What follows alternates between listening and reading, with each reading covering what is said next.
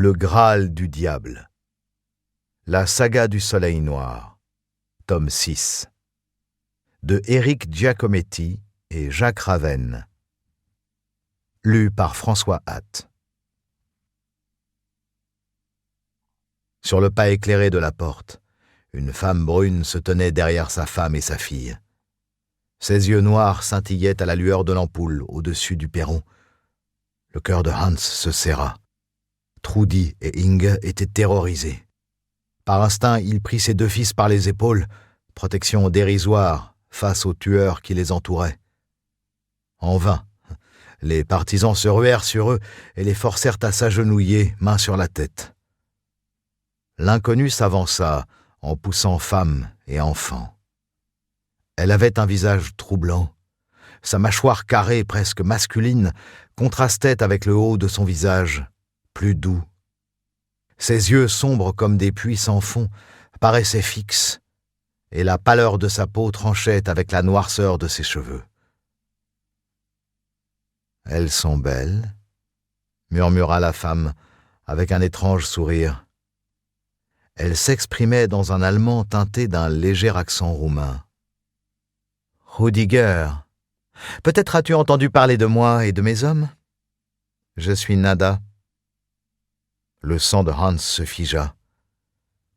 Die schwarze Nada. Nada la noire. Ce n'était donc pas une légende. À cet instant, il sut qu'il ne verrait jamais les premières lueurs de l'aube.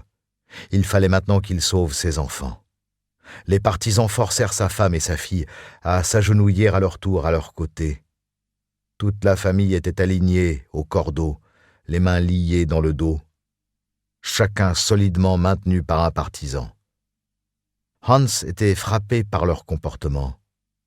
Impassibles, les yeux absents, comme s'ils étaient en transe. La femme qui se faisait appeler Nada s'approcha de la paire d'yeux qui traînait à terre et l'écrasa d'un seul coup de botte. « 2 vermines en moins, ce sont les yeux d'un des porcs qui vous protégeait, » murmura-t-elle. Puis, se tournant vers la famille, « Vous savez pourquoi je suis là ? Vous avez entendu parler de mon passage à Opovo ?»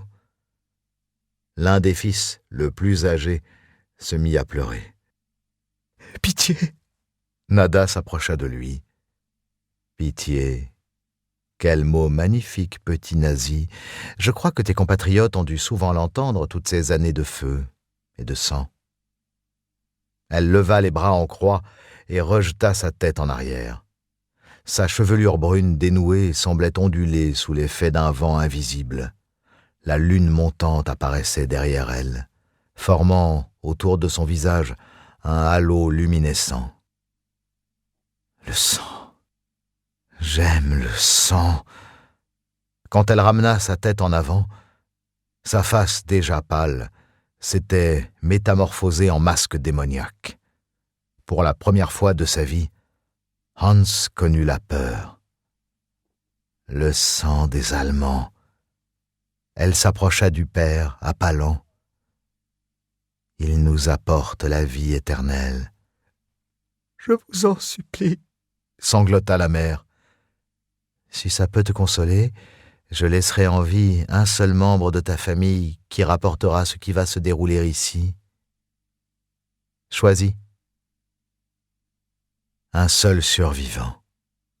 Le cœur de Rudiger se serra en contemplant sa famille agenouillée et il croisa les yeux embués de larmes de sa femme. Son choix était fait depuis le moment où il avait appris l'identité de leur bourreau. Il articula lentement. « Gunther !»« Non !» hurla sa femme. « Choisis Inge, c'est la plus jeune. » « Je suis désolé, Trudy. » L'Allemand ne voulut pas se justifier devant ces pouilleux de Serbes. Il adorait sa fille, mais il fallait perpétuer le nom de Rudiger. Plus tard, son fils les vengerait. Nada s'approcha de lui, le visage plongé dans l'ombre, alors que la lune s'élevait derrière elle et ciselait autour de son crâne une couronne d'argent.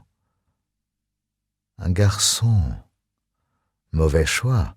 Tu aurais dû suivre le conseil de ton épouse, mais tu n'es pas du genre à écouter les femmes. Je tuerai ton fils juste après toi. » »« Mais vous aviez promis !» Deux partisans soulevèrent le maire. Nada lui prit le visage. « J'ai dit que tu pouvais choisir, pas que je respecterais ton choix.